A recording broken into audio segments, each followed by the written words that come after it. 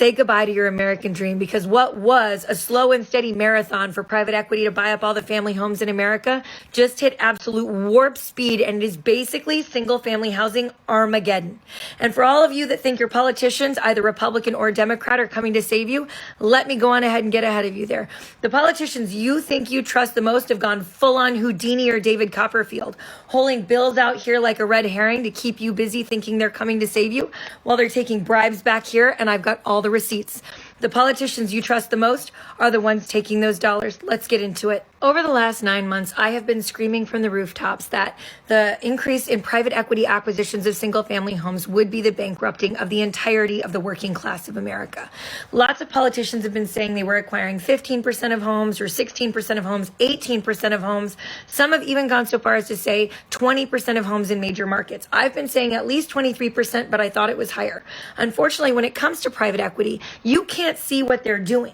You can't see it because there's no regulatory agency that has insight into it, and there's no regulatory filing requirements for most private equity firms. However, there is ability to see tax documents, and the housing tax bills for last year are in, and we have got to say it is so much worse than any of us thought possible. That's right, folks. In the year of our Lord 2023, a full-on 44% of all single-family home purchases were by private equity firms. Do you understand how big a deal that is? Because for the last 9 months, everyone's been saying if they were buying about 20%, that would mean that by 2030, they were going to acquire 61% of all single-family homes. 61% by 2030.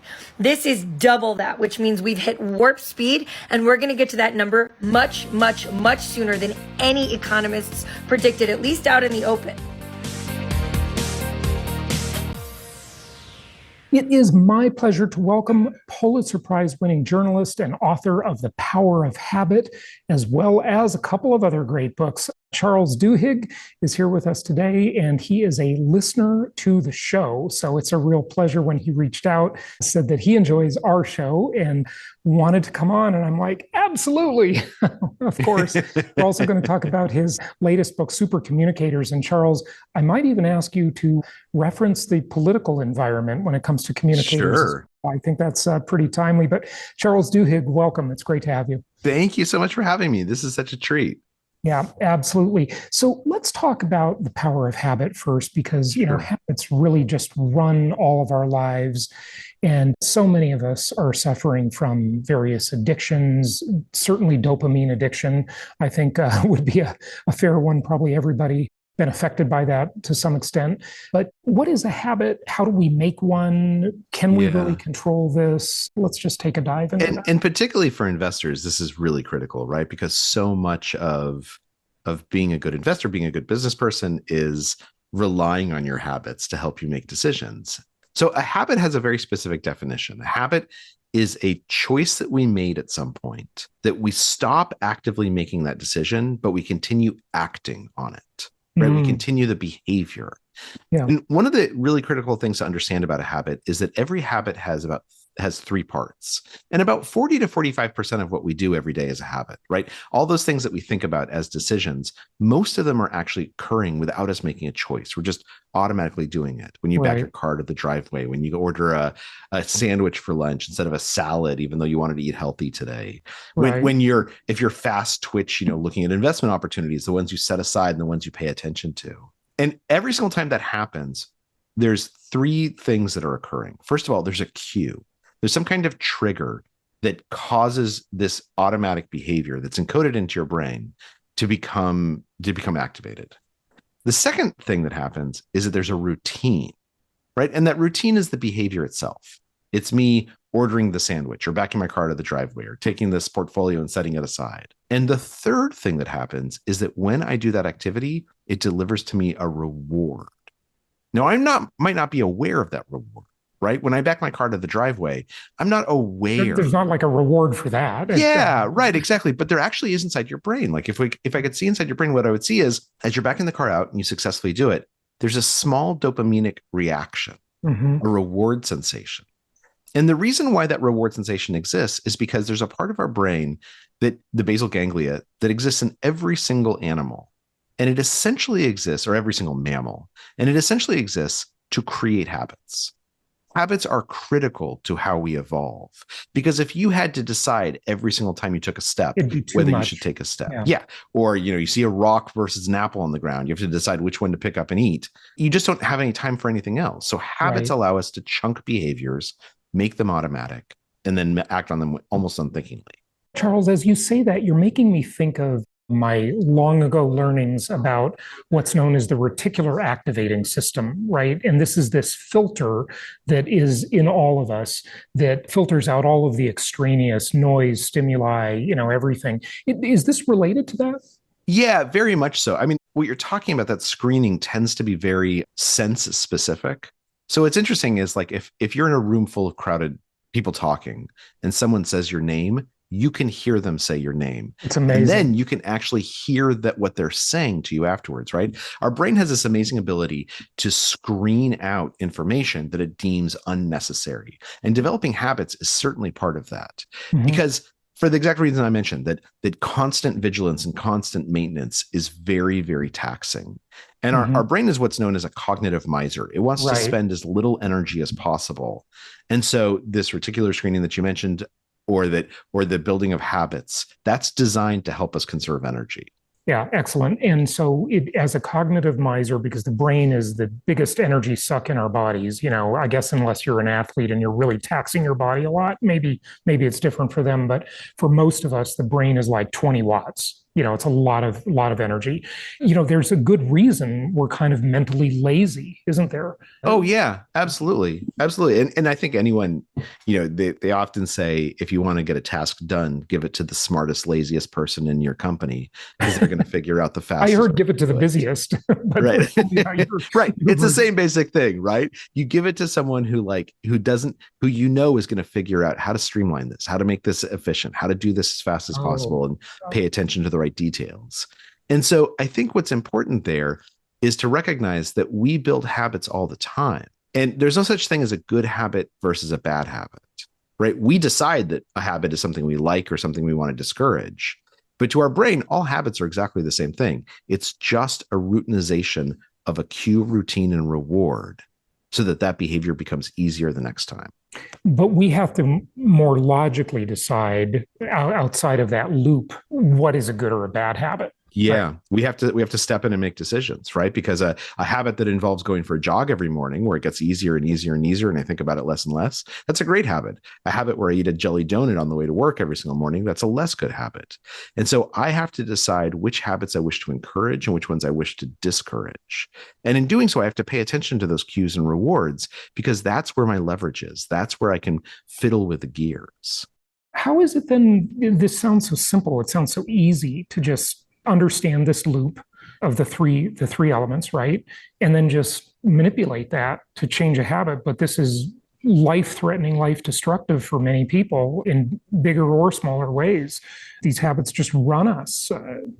Just because something is simple doesn't mean it's easy, right? I mean, we all know how to be in better shape, right? Spend Right. more time exercising, It's not like a more secret, healthfully. right? Yeah, it's not like I've told you something and but we walk past it. We're like, I really want some dessert. That ice cream looks really, really good. Yep. So what are the things that make it easier? Well, first of all, focusing on those cues and rewards, right? Because when we tend to think about habits and changing our habits, we tend to focus on the behavior.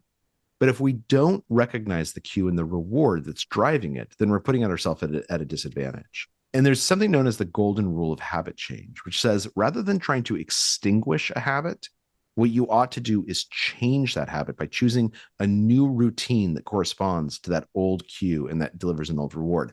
A great example of this is when I was writing The Power of Habit, I got into this pattern where every afternoon I'd go get a cookie at the cafeteria at the New York Times where I worked at the time. And that sounds like me. I would just add a coffee to that, but yeah, exactly. And so I would actually put Post-its on my monitor saying no more cookies. And yet in the afternoon, I would sort of manage to ignore that and go up and get a cookie. And so I talked to researchers about it. They said, okay, look, let's figure out what's the cue and what's the reward. Most cues fall into one of 5 buckets. It's usually a time of day, a particular place, a certain emotion, the presence of certain other people, or a preceding behavior that's become ritualized. And so whenever I felt the cookie urge, I would just write down those 5 things. And it was pretty clear that the cookie urge, the thing that was consistent from day to day, was that the cookie urge always hit at 3:15 to 3:45 in the afternoon. Like it was pretty time specific. So my cue was a time of day. And then I had to figure out what the reward was. Now you might think that the reward of buying and eating a cookie is the cookie, but that's actually, a cookie is like a bundle of like 15 different rewards in one little package. Yeah. So the question is, was it the taste sensation that I was craving? In which case, just actually taking some Splenda and putting it on my tongue should have satisfied that. Was it that I needed to get up and stretch my legs? In which case, going for a walk around the block rather than going up to the cafeteria might work just as well, right? Was it that the cookie provided me with like a burst of energy because there's sugar in it? In which case, having a coffee should do the trick. And so every day when I got up and I felt this cookie urge, I'd do something different to see if it satisfied that urge. And what I figured out pretty quickly was when I was going up to the cafeteria, I'd buy a cookie. And then inevitably I would see a friend sitting in the cafeteria and I would go over and I would. It was a social experience for you. Exactly. It was a social experience. And that was the reward for me, was the sociality. So once I know the cue and the reward, now I can say, okay, I'm going to set my alarm at 3:15 in the afternoon. I'm going to stand up. I'm going to look around for someone to go gossip with. I'm going to go talk to them for 10 or 15 minutes. And then I'm going to go back to my desk. And when I did that, the cookie urge basically disappeared. Right. But it's only because I diagnosed the cue and the reward. In that example, though, I mean, I think you're telling us to replace one habit with another. Am I correct on that? That's right. To change the habit. Yeah. To change the routine, the behavior. Right. But with that example you just mentioned with the cookie, you didn't really replace the habit. You just sort of unbundled one thing, and that was the cookie. You still. That's exactly right. You know, should you have literally replaced the cookie with something else and also socialized? No, because I think that the reward was tied to the socialization. So the cookie was actually not the habit. The habit was going up to the cafeteria and talking to people. The cookie was like a free rider on that, right? Once I recognized that, then I could just change the routine a little bit to say, instead of going up to the cafeteria to see people, I'll walk across the room to see people. And then the cookie won't be within reach. And so I won't crave it. Okay, so let's take this into the example of more serious things. I mean, actually, a cookie is pretty serious if you get diabetes and obesity and all that, which is a huge problem, sadly, in this country. But let's take like a drug addiction or something more serious that is really disrupting someone's life, alcohol, whatever. Yeah. What do you do there? And I know you gave an example about AA in the book, in the book, but I'm not sure I really understood that fully. So there are some addictions that are actual physical addictions. Opioids is a great example where your body becomes dependent on them. We also tend to think of, for instance, as nicotine as a physical addiction. And it is. But what's interesting is you are no longer addicted to nicotine 100 hours after your last cigarette. Like all the nicotine has cleared itself out of your system at that point. And yet we all know people who 5 or 10 years after they gave up smoking, they crave a cigarette in the morning. That is not a physical addiction. After 10 years of no exposure to nicotine, you don't have a physical addiction to it anymore. What it is it's a habit dysfunction. And in fact, the DSM, which is the guide that they use for psychological diagnoses, categorizes addiction as a habit dysfunction. The fact that it's a habit dysfunction as opposed to a physical addiction doesn't make it feel any different, right? Because the parts of our brains that react to physical addictions and to habits are very, very close together and very closely tied to each other. So it feels like a physical addiction. But AA is a great example. So what does AA do to help people to quit drinking? Well, what it does is it recognizes that you have a habit in your life. There's a cue. You're feeling some stress. And there's a routine. I'm going to go to the bar because I know if I have a drink, it's going to relax me a little bit, but also I'm going to see other people. I'm going to be able to socialize. I'm going to be able to think about things besides work or whatever's stressing me out. And there's the reward, right, that it's providing to me. And AA says we are going to create that exact same cue and that exact same reward and just change the routine. So now, if you're having a really bad day, if you're stressed, rather than going to the bar, come to an AA meeting. And what happens at the AA meeting? You're going to see a whole bunch of other people. You're going to socialize. You're going to talk to them. You're going to stand up and you're going to talk about your own story, right? That's what happens at an AA meeting. You stand up, say, I am an alcoholic. Here's my story. And that's actually a sort of cathartic experience. It feels very relaxing, very relieving to be able to share that. So it's the same basic reward that the bar is providing, except that you're doing it in a place without alcohol.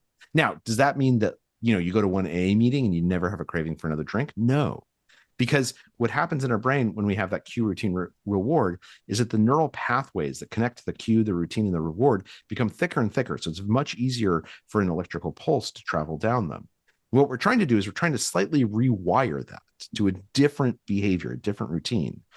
And the first time you do it, it's going to be tough, right? Because you're building a new neural circuit in your brain. But the 10th time you do it, the 100th time you do it, it's going to get easier and easier and easier. And eventually you're going to get to a place where you feel stressed. And you're like, oh man, I'm going to go to a meeting. And you're not even going to notice that you didn't even think about going to a bar.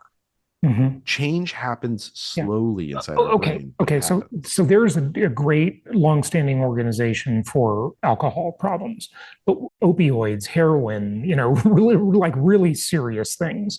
Well, first of all, you have to get off the physical addiction to them, right? And that can be very painful. And so usually a medical intervention is helpful in getting through ridding your system of the drug itself. But then it's basically the same thing. If you go to a Narcotics Anonymous meeting, if you go to a rehab therapy or a rehab center, they're doing the same basic thing.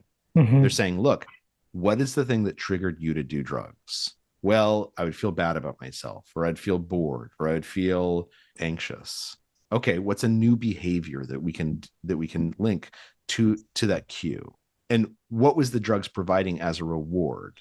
Well, it was letting me just stop thinking about things. I just basically turned my brain off. Okay, so what are other behaviors that help you turn your brain off? Well, meditation, exercise, etc. It's not a coincidence that many people who have drug addictions and recover become, for instance, endurance athletes, particularly endurance runners. And it's because they're looking for something that delivers a similar sensation to doing drugs. The runner's high, the endorphins. Yeah. It's not just the runner's high, it's also the distraction, right? That oftentimes I'm turning to drugs because I'm so stressed about my work. And when I'm running, what we know is that I feel endorphins and endocannabinoids and those the runner's high that we talked about. And one of the things that happens when I'm running is that it's really hard to think about work. I don't have work in front of me. My mind just wanders and I think about other things. Mm-hmm. So again, just because it's simple doesn't mean it's easy.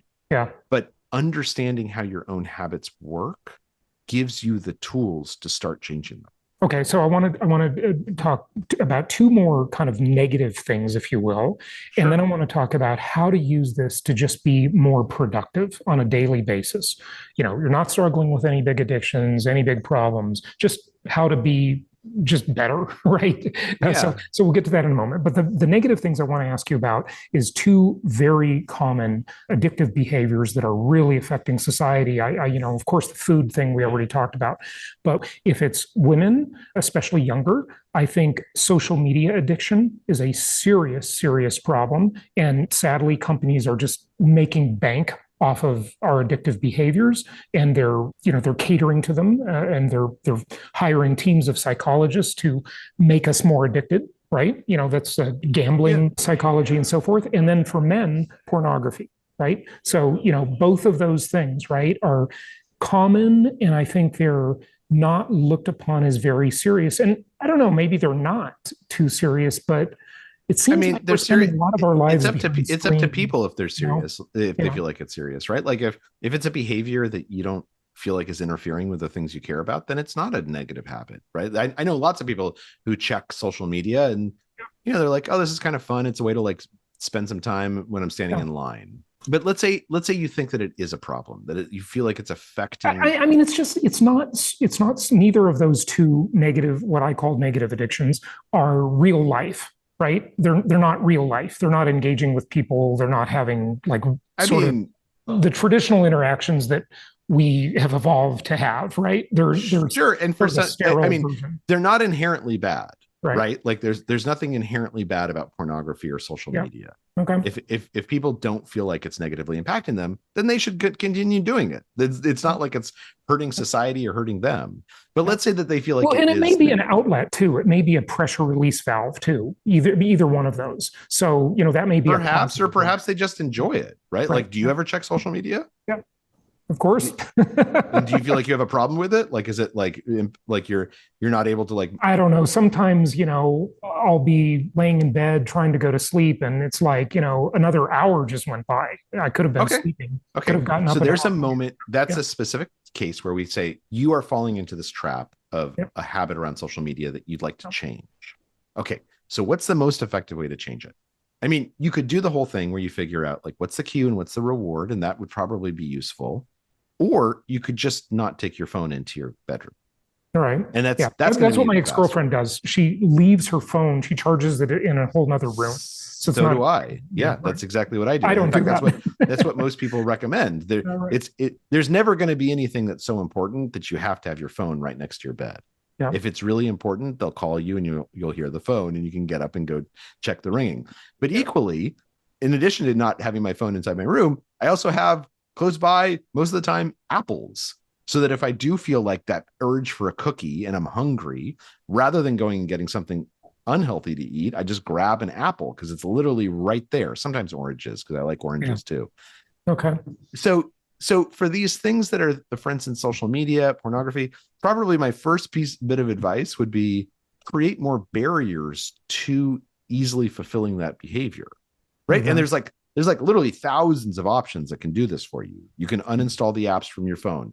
There's a program called Freedom that you can download onto your computer that basically limits when you're allowed to use the internet for anything that's not work related.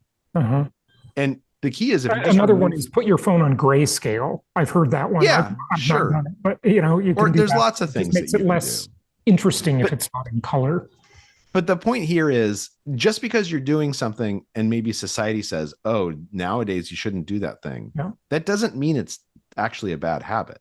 It's a bad habit if you feel like you're powerless over it, if you feel like it's intruding on the things you care about. And for understanding the cues and rewards that drive that is helpful.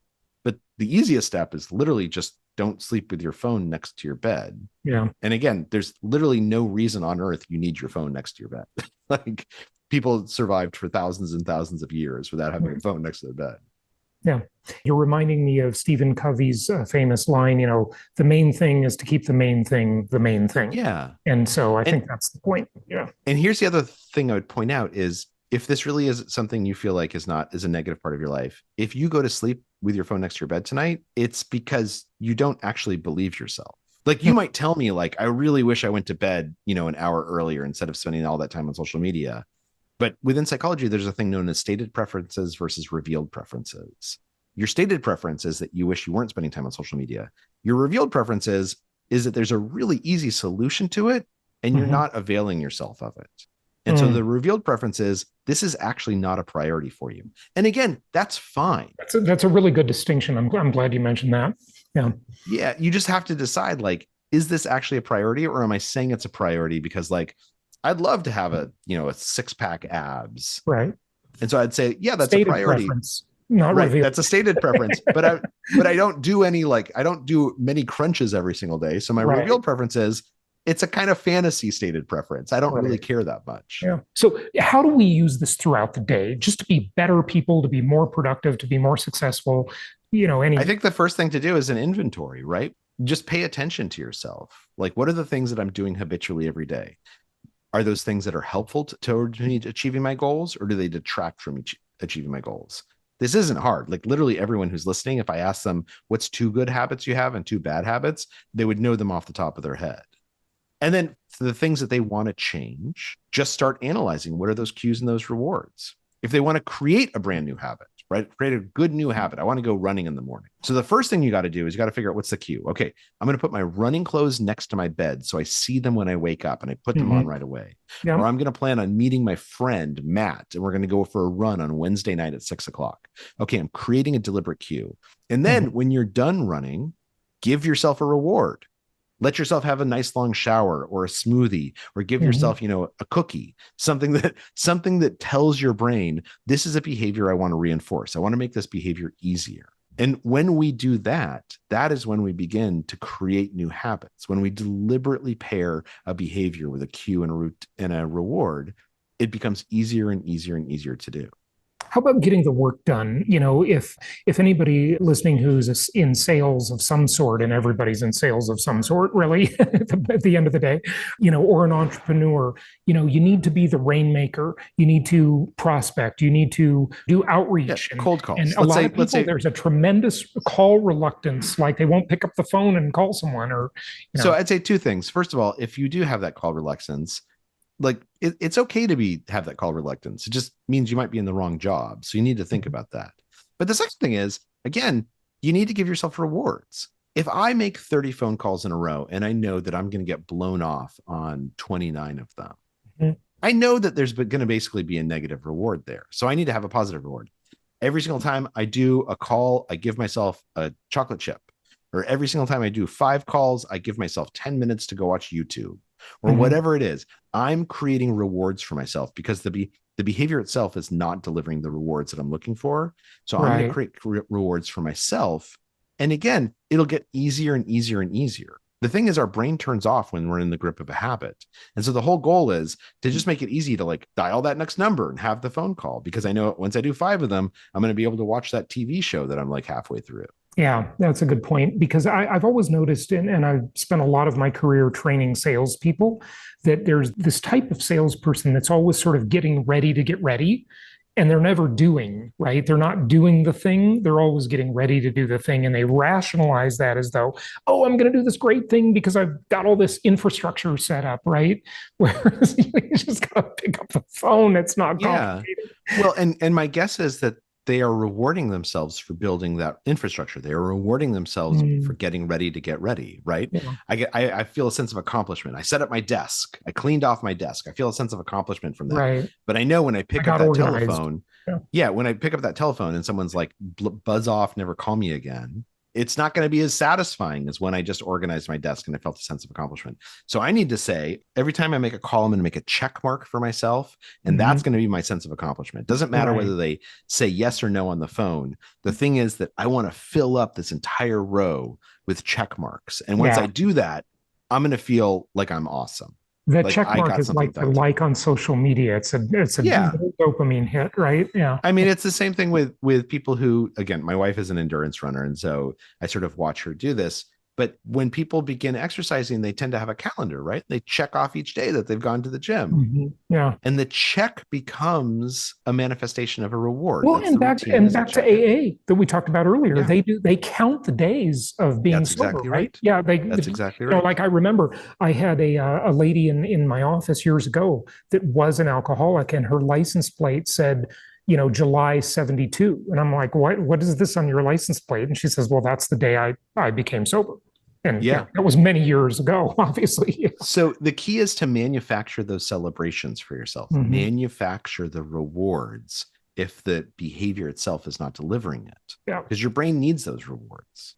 Yeah, that's a really good point. And also that became, in her example, kind of her identity, right? She saw it every day, her license plate. Yeah. Very interesting. Absolutely. Okay. Charles, anything else you want to say on habits? This is such a great topic. No, I think we got to a lot of it. Powerful on this. I just love it. Thanks. So thank you for sharing that. Yeah, it's the power of habit. If anyone wants to buy it, it's out there. Yeah, absolutely. But I do want to have a little more time on super communicators, because communication is obviously such an important skill. You know, just give us kind of the thesis of the book, if you will. Yeah. So super communicators began because I fell into this pattern with my wife that I didn't understand, which I think is pretty typical in relationships, which is I would come home from work sometimes and I'd start complaining about my day, and my wife would listen. You know, my boss doesn't appreciate me. And my wife would give me this perfectly good advice. She'd say, like, why don't you take your boss out to lunch? You guys can get to know each other. And I would, instead of listening to her advice, I would get even more upset. I would say, like, you know, you're supposed to be supporting me. You're supposed to be on my side. Why aren't you outraged on my behalf? And she would get upset because I was attacking her for giving me good advice. And this happened again and again. It happened at work too, right? Like I would miscommunicate with my employees or my direct reports. And I didn't understand why. And so I went to researchers and I asked them what's going on. And they said, well, actually, we're living through this golden age of understanding communication. And one of the things that we've discovered is that we tend to think of a discussion as being about one thing, right? We're talking about my day or our kids' grades or where to go on vacation. But actually, they said every discussion is made up of different kinds of conversations. And these kinds of conversations, they tend to fall into one of 3 buckets. There's these practical conversations where we're talking about making plans or solving problems together. But then there's emotional conversations where I might tell you what I'm feeling, and I don't want you to solve my feelings. I want you to listen and empathize. This is a common thing that women say about men, how they don't like the different communication styles. Yeah. Like women just want you to hear them, right? They don't want you to solve the problem, but men want to solve the problem. Right?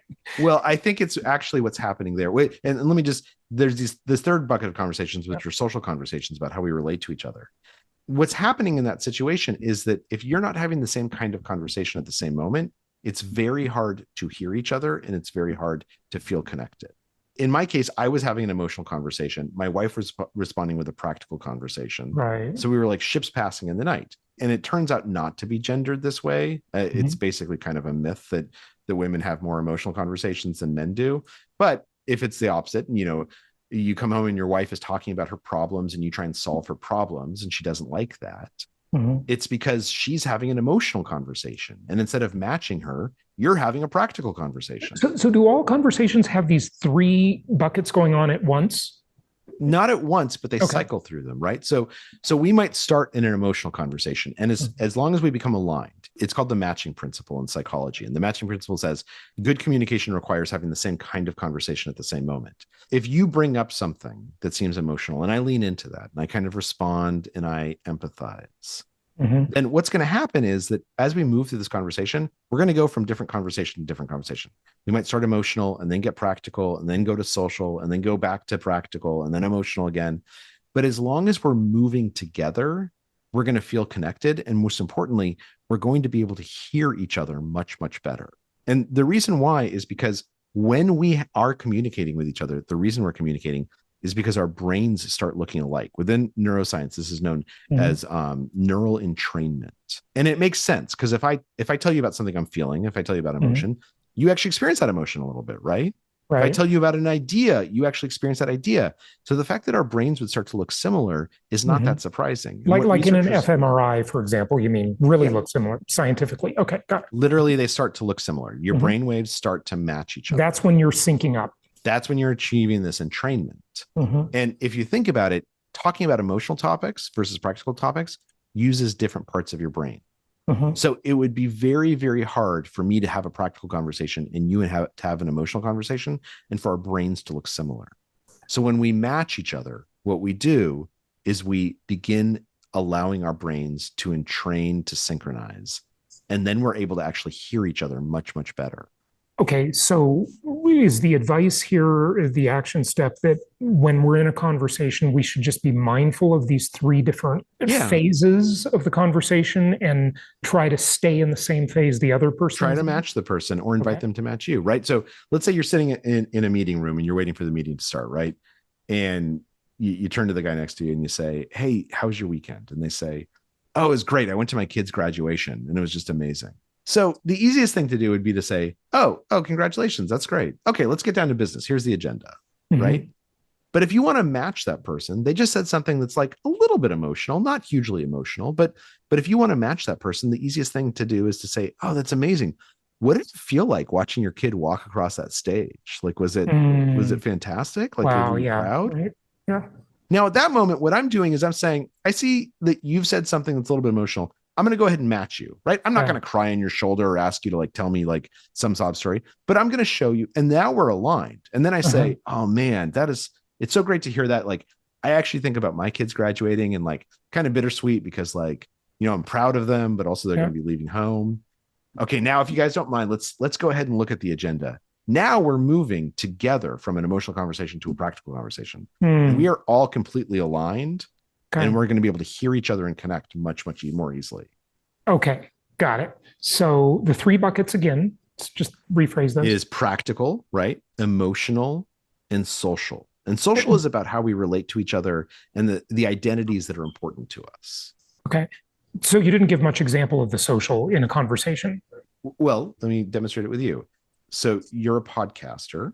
Do you feel like that's an important identity? Like when you introduce yourself at a party, how do you introduce yourself like in terms of your work? Yeah. I mean, I do think it's an important part of my identity because I like the reward of making impact, right? Sharing great ideas and making impact. And I like hearing from people that I've made an impact, Yeah. And it sounds to me like what you're saying is that like having a positive influence on the world is something that's important to you. Yeah. And I totally understand that because I'm a journalist and it's the same thing. Like when I write stories or I write books, I want lots of people to read them because I want to know that my work meant something to them, that it has some effect. So that's a social conversation we just had, right? Because we're not talking about our emotions and we're not talking about practical matters. We're talking about how we see ourselves in terms of society, that Okay. that you want to have an impact. That's how you see that identity is really important to you. And it's something that I can match. It's important to me in a different way, in a different venue, but I understand why it's important. Yeah. So the key is that with an emotional conversation, the goal is oftentimes to empathize, to show that person that you hear the emotion that they're speaking, Right. and that you recognize why it's either good or bad. It's something that's easy or hard for them. In a social conversation, empathy is less important. Validation is important. So I see that you see yourself as X. I'm going to validate I recognize that. And if you think about identities that are even harder to talk about, right? Race, gender, political affiliation. Yep. Coming up to someone who says, like, I love Trump. I think he's great. If you validate that and say, look, what I hear you saying is that you care a lot about security and you feel like Trump is better on security than the other candidates. I totally understand that. I disagree with you. Like, I think that there's other reasons to vote for other people, but I understand why you support this guy. Right. Yeah. That validation, that's a much more productive conversation than telling them they're an idiot. Yeah. The alternative is being like, you're a moron and he's terrible. How can you like Kamala? She's she doesn't say anything.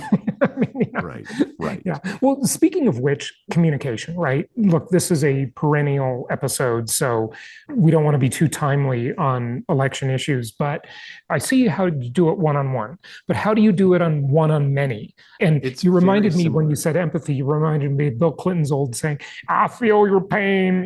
He used to say that. Yeah, no, he's really good. He's really good, right? Like, so what's happening when Bill Clinton says, I feel your pain? Or what's happening? I don't know if anyone listening has been to a Trump rally or to a Harris rally. But what you'll see is the candidates proving that they are listening to you and trying to match you.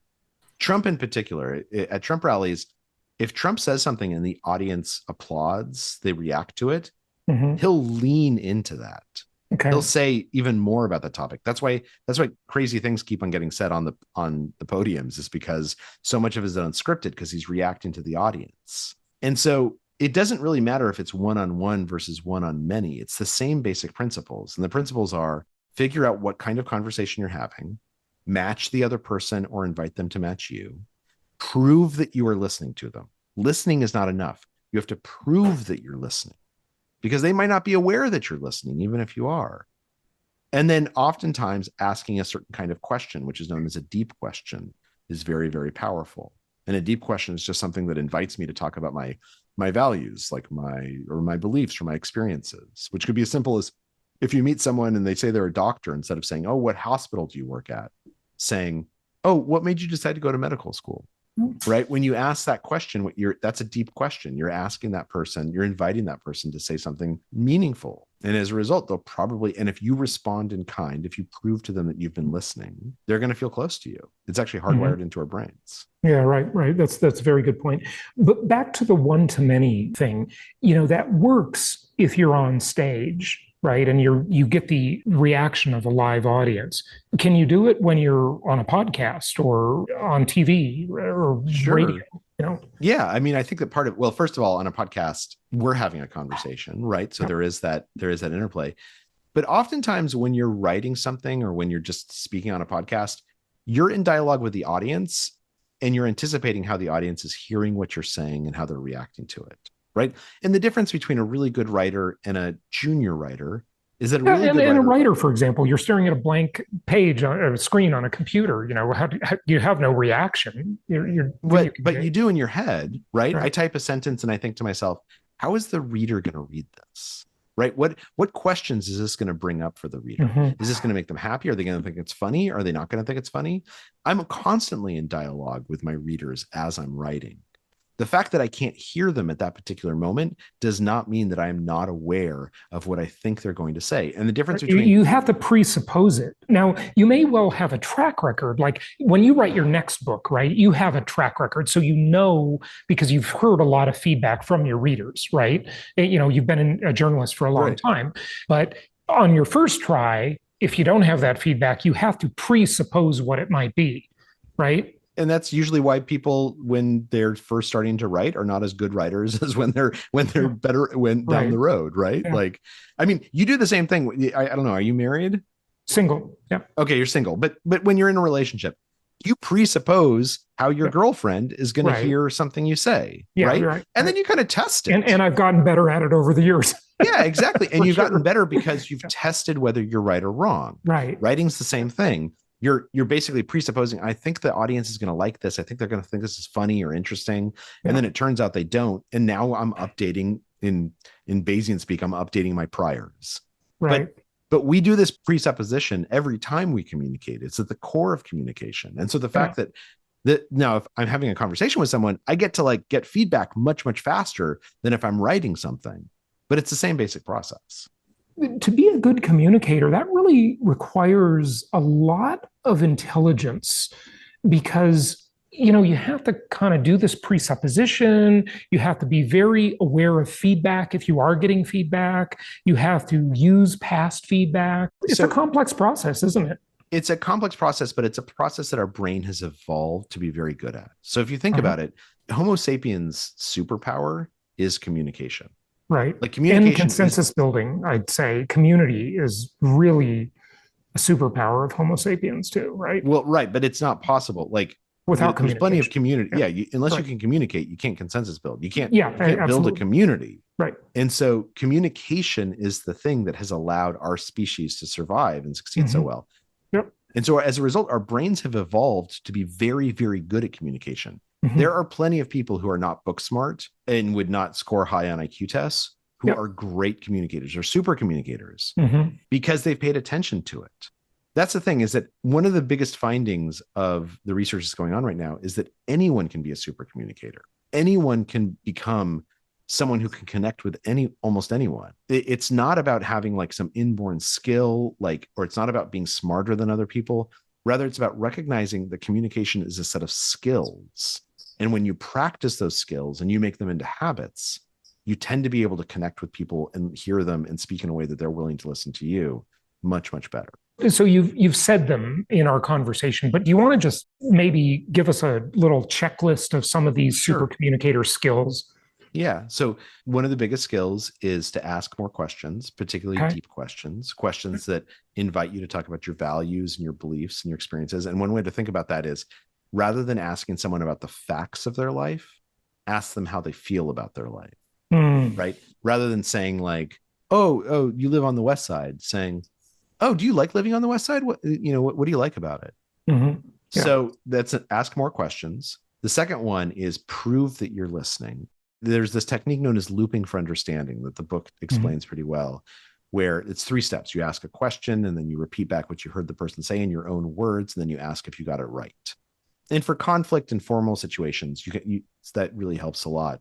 But it could be just as simple as like asking a follow-up question or saying, oh, it's interesting that like you liked that movie. Here's another movie I liked, showing that you're paying attention, showing that you're in the conversation. Right. And then the third thing is paying attention to what kind of conversation is happening and trying to match the person or invite them to match you. So if somebody says, oh, I went to my kid's graduation, it was amazing, hearing that there's like a little emotional opportunity in there. And that you can match them just by saying, what did that feel like to watch your kid walking across the stage? If you do those 3 things, basically your ability to communicate is going to exponentially increase. And people are going to feel very connected to you, because this is the other part of how our brains have evolved. We are hardwired that when someone does those behaviors, to trust them more, to like them more, to think that they're more intelligent, because we feel more connected to them. Yeah, right. Absolutely. That's really interesting. You talk about the power of storytelling, and I have a feeling the power of storytelling touches on a lot of these points you've already made, but did you want to say anything about that?